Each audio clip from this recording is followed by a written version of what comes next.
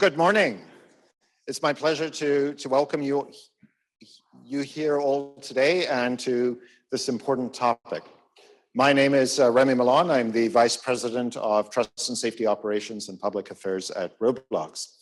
Roblox is a platform where people can come together to reimagine how they connect, create, and express themselves through immersive shared experiences.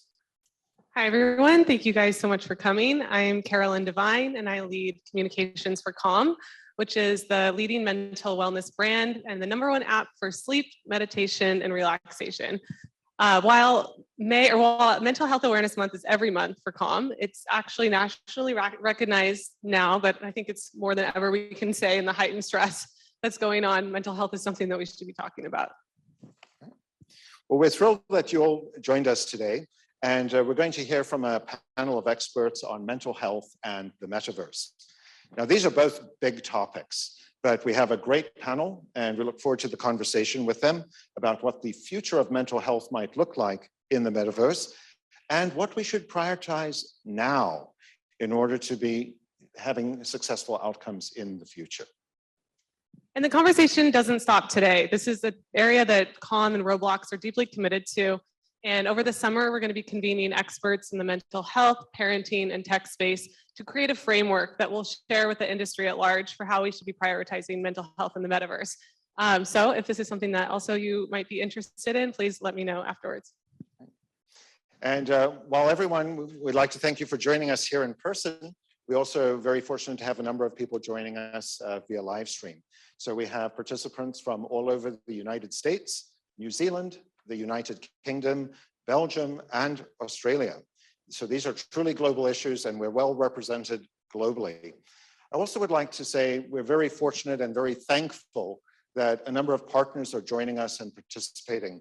In particular, the Child Mind Institute, NAMI, the Trevor Project, the JED Foundation, NIDA, Internet Matters, the Center for Appearance Research, PTA, PFLAG, kindness.org, and representatives from Cornell, Stanford, CUNY, USC. Thank you so much for being part of this. Thank you. And I know you're all on the virtual live stream, so sending you all hellos. So we just really want to thank this administration for treating mental health as health, especially Dr. Murthy's office. And for real progress to be made, this needs to be integrated into our daily lives. This needs to be integrated into work, into our families, the conversations we're having, and most certainly into digital spaces. So in Calm tradition, we start every big meeting with a mindfulness exercise. Don't worry, I'm not going to make you meditate. I know everyone's like, oh my God, what we come to. But we're just going to take in one collective breath. So breathe in, breathe out. All right. Thank you that was great. All right, so just before we get started, I would like to introduce Dave Baszucki, who's the CEO of Roblox. He's not able to join us in person, but he has prepared some remarks for us, which he would like to share. So if we can roll tape, please. Thank you all for being here. I'm excited to welcome you to today's event.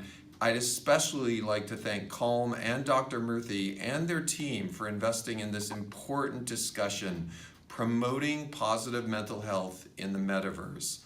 Like Roblox, Dr. Murthy and Calm have long demonstrated a strong commitment to this issue for people of all ages, including teens and adults.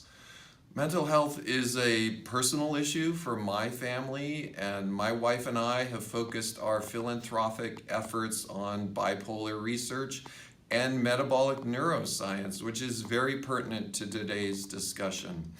At Roblox, we believe that talking to experts, learning from others, and convening these conversations is an important way to build a thoughtful, safe, and inclusive space for all. Thank you for being here and enjoy the discussion. And now, without further ado, I'd like to invite our panel to take their seats here up front and would leave you in the very capable hands of Julia Dennison, who will lead the conversation. Thank you.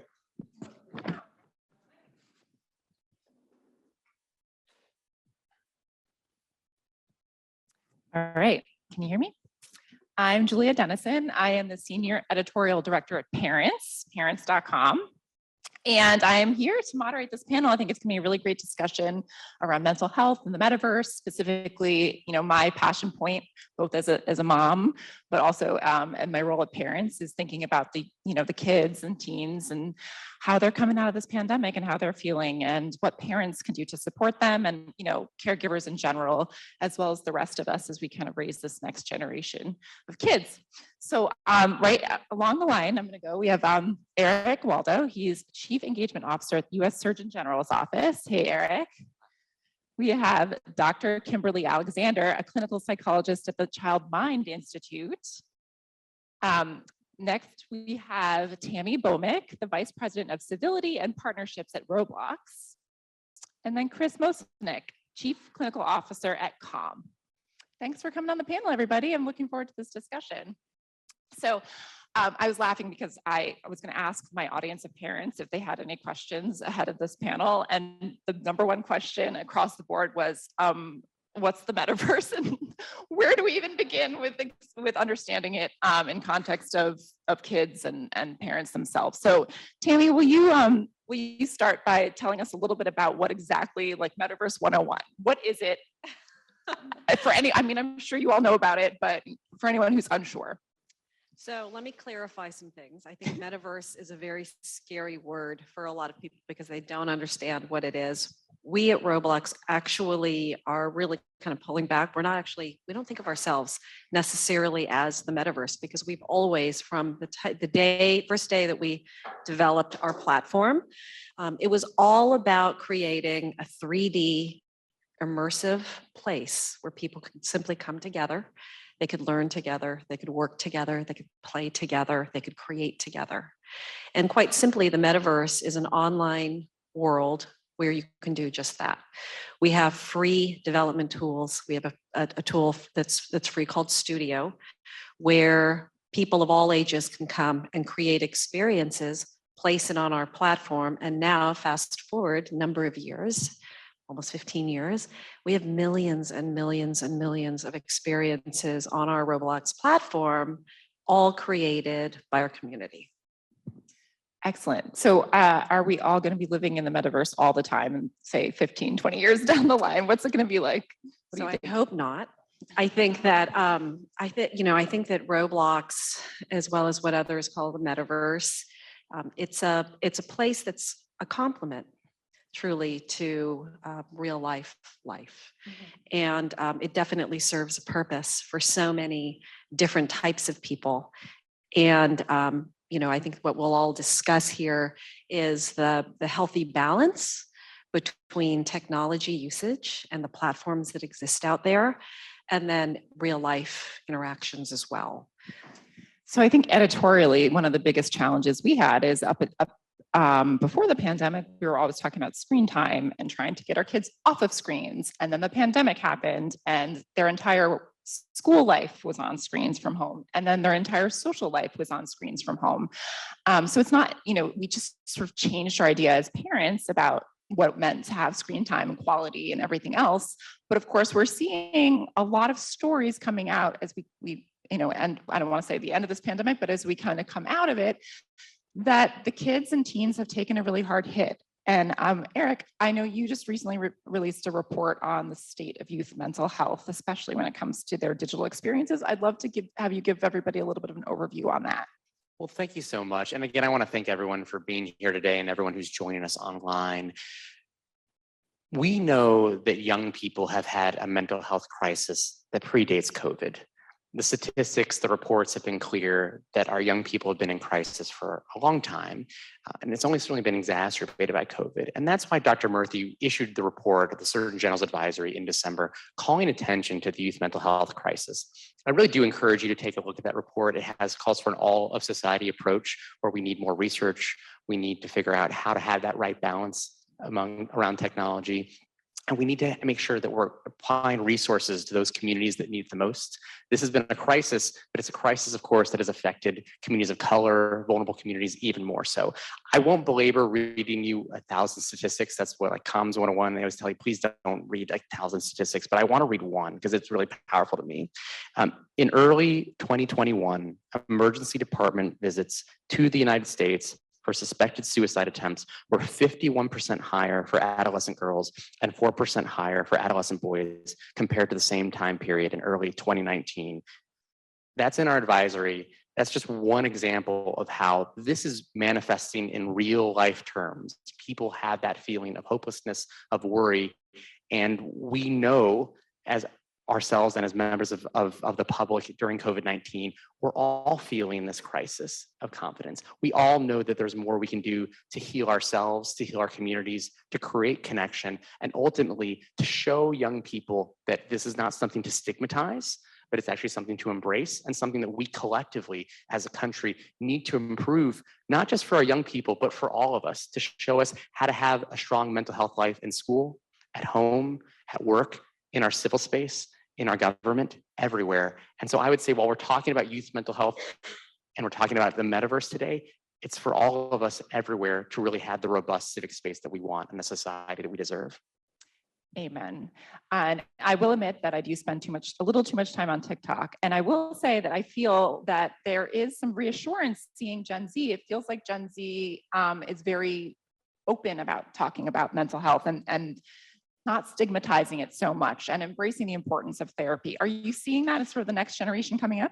Thank you so much for that question. We absolutely have been seeing this from young people. We've actually been traveling around the country holding youth mental health roundtables with young people from elementary to college, talking to them about their experiences. And constantly you hear this refrain that our generation, the young people, Gen Z, they say, we're okay talking about it. We're okay sharing our feelings, being very public on social media or elsewhere about the challenges they're facing. But what they also share is that they still feel the stigma of maybe their parents' generation or the older generation, where they say, hey, if I let my parents know that I'm in crisis, I'm worried that they'll feel bad or they feel like they've failed. We actually did a visit to Thompson Elementary School, not too far from here in Washington, D.C., elementary school, talking to the parents and talking to the teachers and talking to the young people.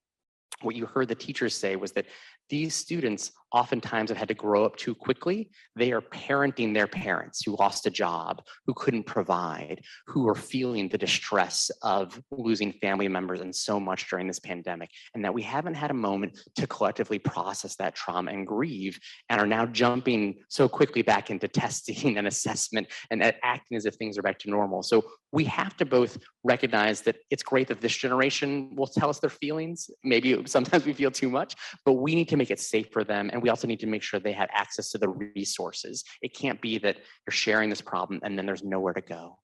Right. And actually, we covered a TikTok where a kid was saying that they feel like they have to be the therapist to their parents because their parents aren't going to therapy. And it's really interesting to think about that generational divide. Dr. Alexander, I would love to hear and hearing statistics like what you just quoted, Eric, is really horrifying from a parent, as a parent. And is there anything, what would you say to parents who really just want to be there for their kids? They want to be involved, but also want to allow them to have some agency when they're on the internet and on digital apps. What would you say that parents can do to most support their kids' mental health? Definitely. Thank you. I think that, what's most important when I'm working with parents, when I'm working with the patients that I see, that honestly, there are so many strategies that we teach in session, and that I think at times prompting parents to be able to engage in those strategies as well. So something that we started off with, some deep breathing, right? Taking a nice, slow, deep breath in. I think that, yes, I can teach patients how to deep breathe, but then sometimes at home it would be helpful if parents engage in the same deep breathing with their child. So the child says, I'm feeling very anxious, I feel very upset, and then parents saying like, I hear you, I understand that you're upset, I can see that you're feeling really stressed out. Let's take a moment to pull ourselves into a nice calmer state. Let's take a deep breath. I'll do it with you. Right. So I think that some of it is about modeling Some of it is modeling healthy routines, healthy ways of coping with anxiety or sadness or worry or anger, and parents really modeling that for their kids. I totally agree. And actually, my daughter's only almost 6, but we use the Calm app, and I try and sort of do deep breathing and meditate a little bit with her, and she's very into meditating. And I love that this whole generation just like knows all about it from such a young age, thanks to apps like Calm. Chris, can you talk a little bit about how technology like your own is helping to support people through the sort of stress and anxiety that we've been going through? Sure, happy to. So when it comes to digital applications, tech in mental health, the one big advantage that we have is that we're meeting people where they are. Whether we like it or not, phones are a part of our everyday society, and being able to use the phone, use applications in tech to be able to help people is something that we really do well at Calm. And it's able to provide, one, access to a lot of people. We can go at scale when it comes to mental health. That's why I came to Calm, because that ability is just really hard to do. You think about all the applications out there around mental health, how many do you actually know, right? Calm's brand is a very strong one because it's taken mental health from the beginning and really stayed true to it to be able to help a lot of people. And then when it also comes to tech, we have another thing going for us. We can help people in the moment. Mental health, one of the things that's hamstrung it is that people going through stress and anxiety, getting help in the moment is very hard to do.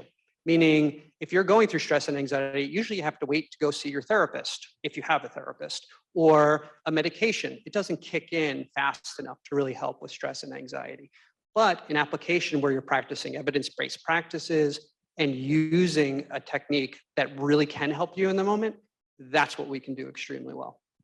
That's excellent. And it's much needed, because I feel like one of the biggest issues we see from our large audience of parents is the fact that there's not enough access to mental health, to professionals, to therapy. You know, often insurance doesn't cover it. And it's you sort of end up wondering where to turn for yourself, and also especially for your kids. Eric, you must see that. And what kind of policy changes do you think, or what can companies do to help get people access to professionals? It's such an important question. And I think you heard President Biden talk about it in the State of the Union, actually calling for things like more school counselors in schools. Today, on average, you have one counselor for every 486 students. I saw that stat. And Wow. in some places, maybe we have any Californians online or in the audience, it's been as much as one counselor for every 1,000 students. We're asking those counselors to do things like not just mental health, but college advising, proctoring, all the things we ask counselors to do so much. And of course, we know that in the schools and among communities that need those resources the most, they have the least. There's a nonprofit here in DC called Education Trust. And they talk about the fact that I think there's something like 4 million students don't have access to a school counselor, but they have a police officer in their school. So what are we doing to make sure that we're increasing things like counselors, school psychologists, clinicians? How are we making a school or other community hubs places that are anchor institutions where families and communities can go when they need that help? And to your point about technology, are we thinking about, and can companies, can tech think that they really want to go all in certain communities that we know have been chronically underserved, underinvested, and distressed? We know that those places are on the margins. They aren't getting the counselor. They aren't getting access to, they're in a food desert. They're seeing so many codependencies that are keeping them from being able to rise. And I think we, as leaders, it's incumbent on us not to just turn and say, wow, it's too bad that's that way, and it's always been that way. We need to say, we want to disrupt the status quo. And disrupt the status quo, we need to do things fundamentally different. That's what's exciting about technology from my perspective. But we also have to be intentional and think about, what are we measuring? What are we asking? And can we measure what's happening in the communities that are the most distressed? And what's the commitment that technology, that corporations, that cities, that communities will make to say, we're going to measure it and we're going to change it. We're going to say, here's the mental health goal for this community, for these young people, for these distressed students who need our help. Excellent. Yeah, I couldn't agree more. So Tami, now I feel like Roblox is so wonderful for fostering imagination, and really kids can get on there and do so many things. And the metaverse world is kind of their oyster, which is excellent. We want to foster that in that creativity in kids, and parents want to be able to let go and let them have a safe experience on the app. But sometimes you hear things about it not always feeling 100% safe, or parents are a little bit unsure about what it means when their kids go on Roblox. Can you give a little bit of a Roblox 101? And then if you have any sort of advice for parents on how they talk to their kids about being safe on the platform? Absolutely, I would love to. So very oftentimes, you know, kids are finding Roblox on their own, and their parents kind of come along. They're like, "God, my child is always on Roblox. What is this?" Right? I think you probably hear the same thing. And the first thing that we talk about is know that your kids, what your kids are doing in terms of setting their age when they sign up for the account. One of the biggest things that they can do is make sure that their age is correct when they sign up for their account. We have filters all throughout the platform, but for kids under the age of 13, definitely much more stringent. There are also customized parental settings where you can choose what's right for your family, because one choice is not right for everybody. So you can chat with no one, chat with friends only, or chat with everyone, for example. We have a whole lineup of other tools that are available. If you go to our settings, which is on the upper right-hand corner of your screen, you can click on that and you can see a bevy of privacy and safety settings that you can customize. So that's the first thing that that's like the blocking and tackling. The second thing that I always recommend is, and it really is a bonding opportunity, to go in and have your child play with you, teach me what you're doing. And it is so much fun.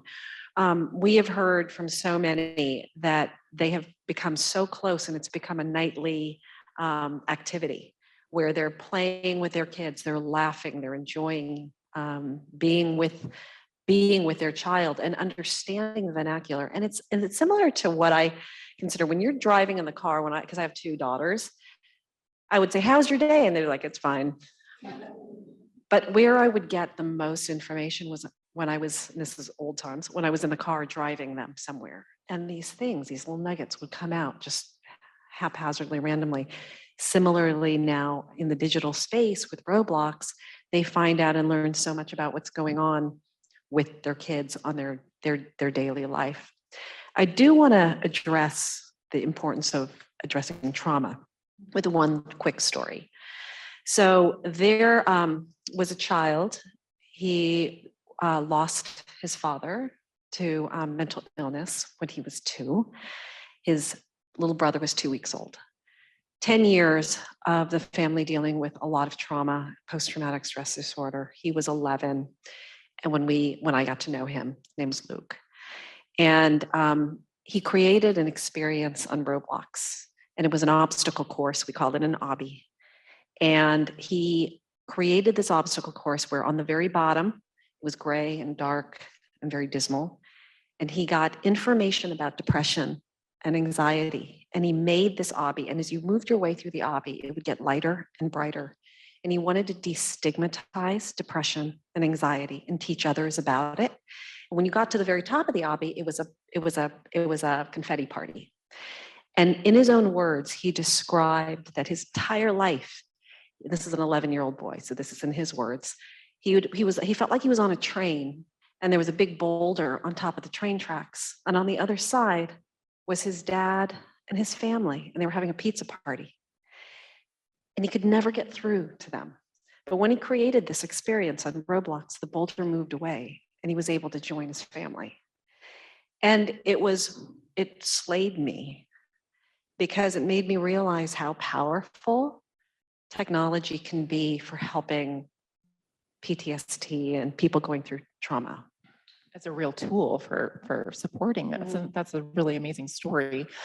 So Dr. Alexander, I feel like we talk a lot about with like technology like Roblox, there's a lot you can do in terms of parental controls, and you can make sure that you're aware of what they're doing and limit their access, et cetera, et cetera.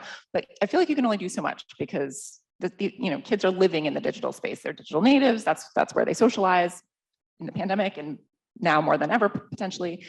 what kind of conversations should you be having with your kids outside of these platforms so that when they go on to these platforms, they do it in a safe and healthy way? Yeah, I think that the first step is to really open up communication with your child, right? So the basic check-ins of how your day was, right? How are you feeling? What do you feel when you are on Roblox? What do you feel when you're on social media? Do you generally feel good? Do you leave feeling anxious or worried? I think that starting the conversation with just asking them how they're feeling is a huge step in just opening up the lines of communication. Separate from that, children understanding like when I feel particularly anxious, who can I seek out? What can I do to help myself cope? I think that parents can serve as role models to showing that, you know what, sometimes mom feels a little worried. Sometimes mom feels a little anxious. And this is how mom handles it. This is how dad handles it.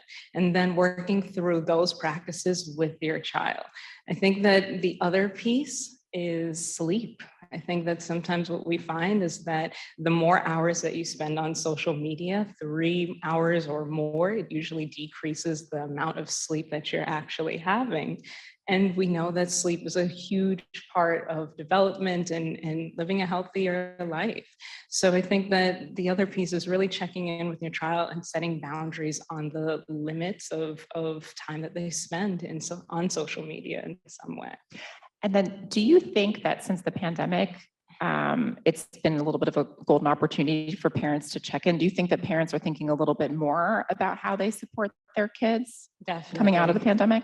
Yeah, I think that they're definitely checking in, looking in to figure out how can I approach this conversation? How can I give my child the autonomy as well as allowing them to know that they can seek support from their parents. And their parents, I think sometimes in the work that I do, I notice that parents struggle with like, what's the right thing to say, right? And I think that what I really try to do in my sessions, especially with parents, is like I model some of the language and then I role play. I'll play the child and I want them to practice using the language of validating first, acknowledging that, you know what, I totally get it. You really enjoy being on Roblox. You really want to play this game.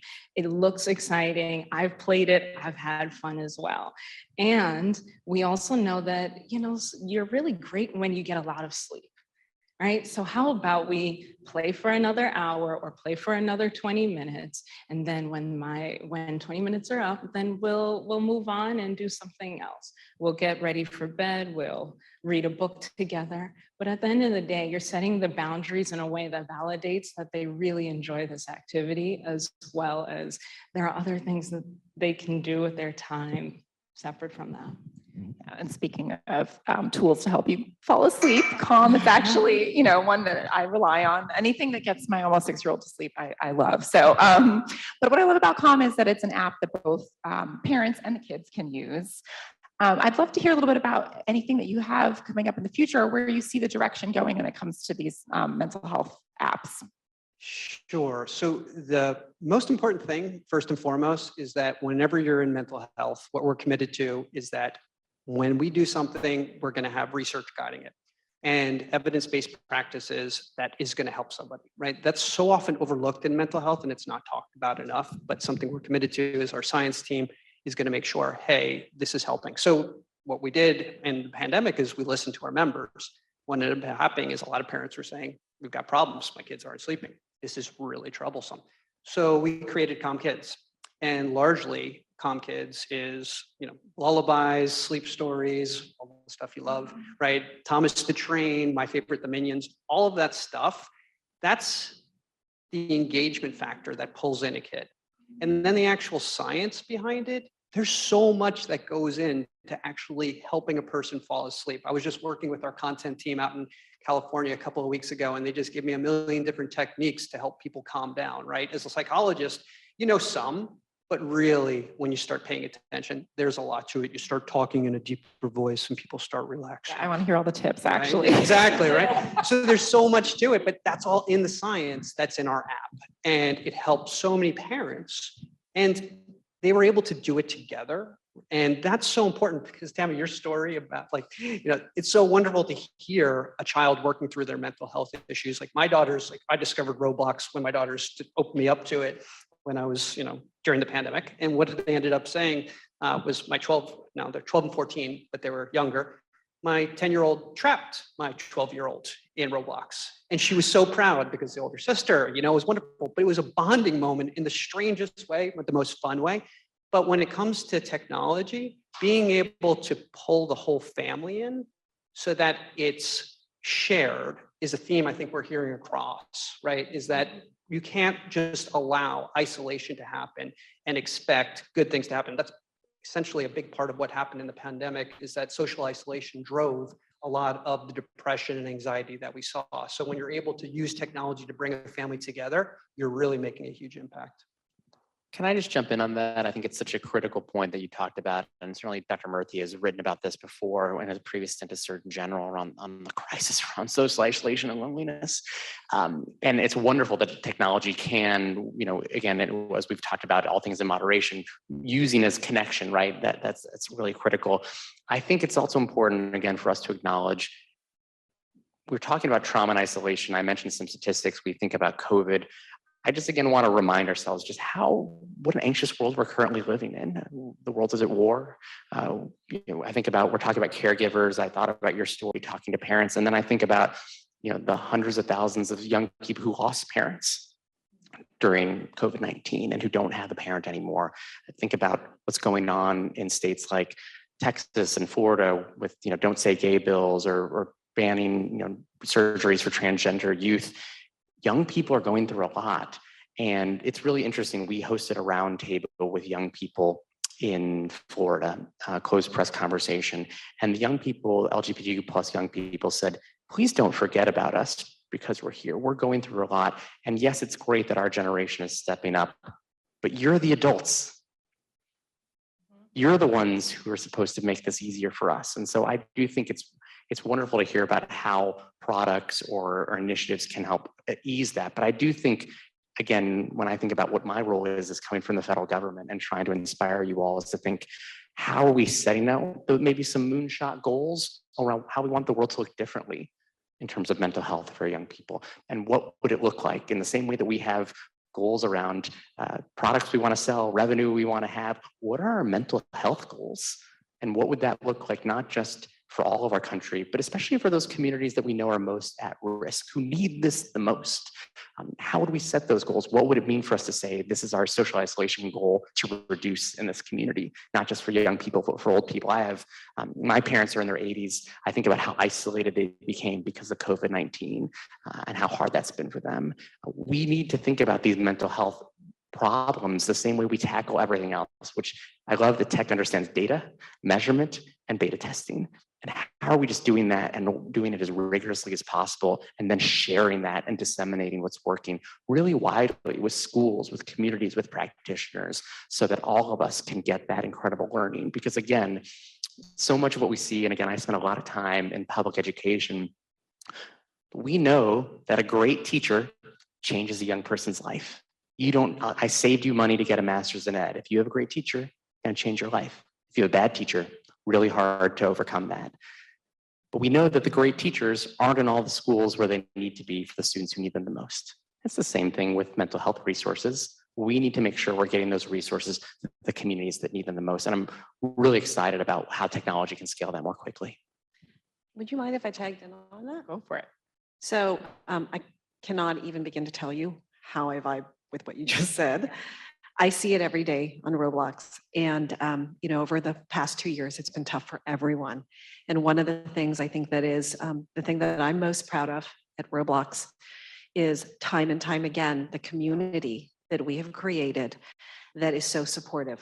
There are a lot of kids and teens that don't find connections in real life. They have come onto Roblox and they have found community, they have found acceptance. There are kids that are bullied in real life. They come onto Roblox, they find community, they find people that are kinder than how they have been treated in real life. And it's been a literal lifesaver. We look at Roblox. In fact, our CEO, Dave Zuki, who you heard from before, said it himself, right? Roblox is a platform to bring people together. And it really, really is just that. Roblox has become a lifeline in a lot of respects, especially during the pandemic. We saw huge milestone moments get taken away from our kids, graduations, birthday parties, weddings, things like that. There have been very creative people that have created experiences on Roblox, virtual graduations, where their grandparents from other parts of the world could join, and it would bring people together. It would bring people, neurodivergent communities together, where they may have felt in real life that they were not accepted, or kids who were going through cancer treatments who had no hair, that was embarrassed. They could be who they wanted to be on Roblox and just be another kid, just be accepted for who they are. So there are huge benefits to mental health and resilience on different platforms. Technology can really help. I don't know about you all, but ever since becoming a mom, like anything will make me cry. I'm like on the verge of tears. It's so moving. And what's really moving is that, yes, kids are so resilient, but it's like, I wish they didn't have to be so resilient. It is so hard to watch them. It's even little things like my daughter now transitioning to not wearing masks, but she's only ever known school wearing a mask. And like just tiny moments where they're so kind of resilient, but then it's like heartbreaking that they have to be.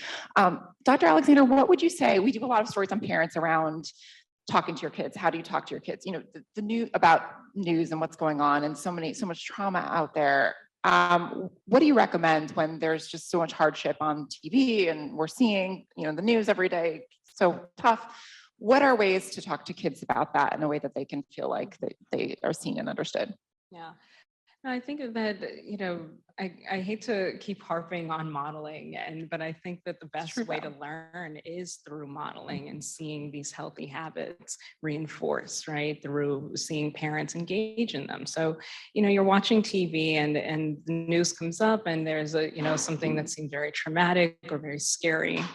I would say that we all generally feel those emotions. We feel fear, we feel worry, right? I think calling that out, and I can't emphasize that enough with parents, call it out. Say like, you know what? I just watched that news report and I feel a little anxious. What am I feeling? My heart might be racing. I might feel a little, I have worried thoughts. These are the types of worried thoughts. And these are going to be the ways that I try to think about it. What are you feeling? And asking children to share their thoughts as well. I know that sometimes we speak in very shorthand language and we say, don't worry about it. Just relax, chill out. And I think that language can be very vague for kids, especially when they're now learning how to process these events that they're experiencing day in and day out. So I think being very specific in your language about, this is what I'm seeing, this is what I'm feeling physically, this is what I'm thinking, and then what would I do to challenge those thoughts? And then in the times where you struggle with figuring out what you would tell yourself, right? Leaning on some, social support, some mental health support can also be helpful. Some of the work that I do with parents is just working on their own worry thoughts and helping them kind of see it from another perspective. And then in that way, they take that home to their children and they work on challenging and reshaping some of the thoughts that the children are having about their own fears. It's such a balance because as a parent, you feel like you want to protect your kids and tell them it's going to be okay, but we don't always know that it's going to be okay ourselves. And it's okay to have those emotions. And I do think that you see as sort of millennials become parents and now Gen Z becoming parents, I think that there is going to be a real paradigm shift in how caregivers and how the grown-ups in kids' lives talk about their emotions and mental health. So I'm feeling quietly optimistic. Yes. I don't know if you feel the same. Yes, definitely. I do think, I identify with what you're saying. I've experienced it even in my own sessions of wondering, like, should I have this conversation? I mean, this child, it seems to be aware, or these conversations about what's happening in media, what's happening, for example, with the war, that, they're aware and they have opinions. And then is it appropriate to have a conversation about that with the child. I think that because they're asking questions, I think you want to lean in with your honest feelings about the situation and sharing that, like, you know, there are a multitude of perspectives about what's happening in the world right now, and that at the end of the day, you can have feelings about all of those perspectives, but acknowledge that they all exist. And I think that sometimes kids feel like they have an opinion, but they're not sure if they should share it. And if they do, it's the response is something very intense or opposite to the opinion or disagreeing with the opinion. So I think that the goal is really to have open communication, allowing for a multitude of perspectives to be shared and letting kids feel comfortable sharing. Absolutely. So we're close to wrapping up, but my last question for everybody, I'd love if everyone could go along and talk about the number one thing that you feel like we as adults, parents, caregivers, grown-ups, policymakers can do to support youth mental health. Eric. I would say, you know, number one is destigmatize, and then number two is just let's create those goals around what we want to, how we want the world to be different. And if we can articulate that and then share that with our teams, with whether on a corporation or in a government, wherever you are, let's hold ourselves accountable to that. Yeah, I think that healthy habits, you know, and in the home, establishing boundaries, but also establishing routines. And I think what came out of the pandemic was that we you know, got spun around and felt like we didn't have the routines that we were accustomed to. I think that we all thrive in knowing that we have a set schedule. That's what we work on as adults, and I think kids more so. So establishing the routines in their daily life, establishing the boundaries in their level of engagement on social media as well.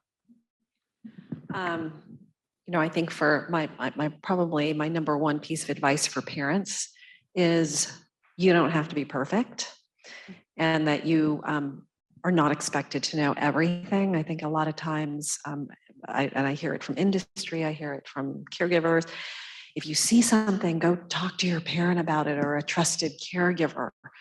I'm a parent, I don't have all the answers, right? So don't feel like you have to be perfect. There are resources. There are wonderful, wonderful agencies and resources that you can go to learn more about it. But give yourself a little bit of slack and breathe. And it takes a village, okay. right? It doesn't always have to be on your shoulders, hopefully. So if there's one thing that I would love to be able to do is move the discussion so that we're focusing on the preventative as well as the treatment. Right? Because we have a society right now where 25 to 50% of people are dealing with mental health issues, diagnosable mental health issues, and they're having a hard time getting treatment. But we're not talking about the 50% that could be helped too. How do we focus on them? How do we give them the tools? Resilience, for instance, how do we develop that so they don't develop diagnosable mental health conditions? That's a big focus that I would love to see happen over the next few years. Amen.